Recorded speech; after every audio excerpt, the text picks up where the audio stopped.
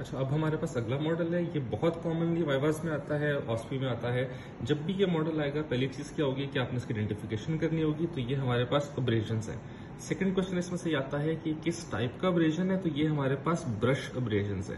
तो अब्रेजन है, आइडेंटिफिकेशन, किस टाइप के अब्रेजन है, ब्रश अब्रेजन है। फिर इसमें क्वेश्चन आता है हमारे पास कि इस अब्रेजन की या ब्रश अब्रेजन की डायरेक्शन ऑफ इंजरी क्या है।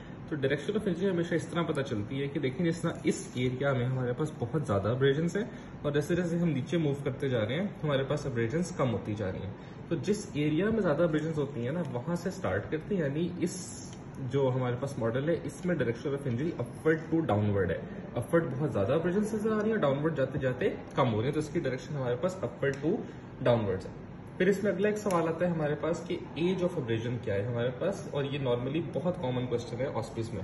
तो एज ऑफ अब्रेजन हमें इस तरह पता चलता है बेस्ड ऑन टाइम कि अगर तो 2 to 20 अगर तो हमें वो ब्राइट रेड कलर का नजर आ रहा है ना, तो इट मीन्स कि अभी इस इंजरी को 2 to 24 आवर्स हुए हैं।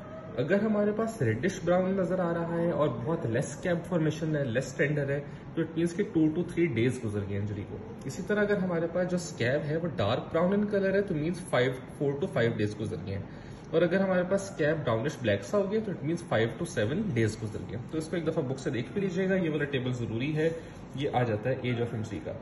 फिर एक सवाल इसमें लास्ट ही आता है कि what is the difference between या how will you differentiate between antemortem and postmortem abrasions. तो जितनी एंटीमॉर्टम अब्रेजन्स होती हैं वो बॉडी पे किसी भी जगह पे आपको नजर आ सकती हैं, लेकिन जो पोस्टमॉर्टम अब्रेजन्स होती हैं वो मोस्ट कॉमनली ओवर बोनी प्रोमिनेंसेज होती हैं। सेकेंड ये कि जो कलर होता है एंटीमॉर्टम अब्रेजन्स का वो नॉर्मली ब्राइट रेड होता है, लेकिन जो पोस्टमॉर्टम में होता है वो आपके पास येलो या ट्रांसलूसेंट सा होता है। जो हमारे पास इसके अंदर वाइटल रिएक्शंस होते हैं जब भी कोई इंजरी होती है, तो एंटीमॉर्टम में वाइटल रिएक्शंस प्रेजेंट है, पोस्टमॉर्टम में एब्सेंट है।